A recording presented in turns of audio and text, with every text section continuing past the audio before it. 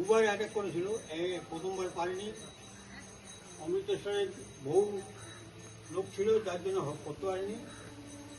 আর দ্বিতীয়বারে কাশ্মীরে গিয়ে ওনাকে অ্যাটাক করা হয়।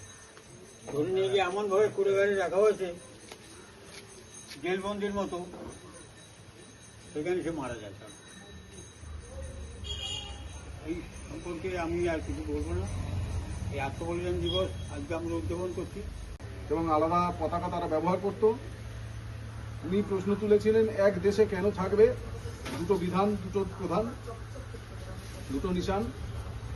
সেই কাশ্মীরকে ভারতের সঙ্গে সংযুক্ত করার জন্যে উনি কাজ।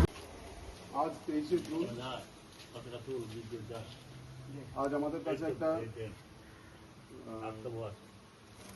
দুঃখের দিন একদিকে, কারণ আমাদের প্রতিষ্ঠাতা, আমাদের পার্টির প্রতিষ্ঠাতা ডক্টর শ্যামাপ্রসাদ মুখার্জি, যিনি চেয়েছিলেন যে অখণ্ড ভারত, উনি বলেছিলেন এক বিধান, এক নিশান, এক সংবিধান।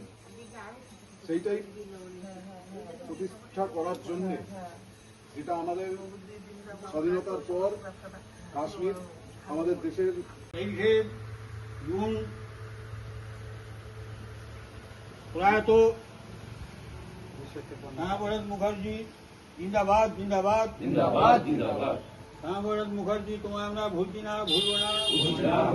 শ্যামাপ্রসাদ মুখার্জি চিন্তাধারা চিন্তিতন্ত্র ছড়িয়ে দাও। छड़िए दाओ छड़िए दाओ। শ্যামাপ্রসাদ মুখার্জি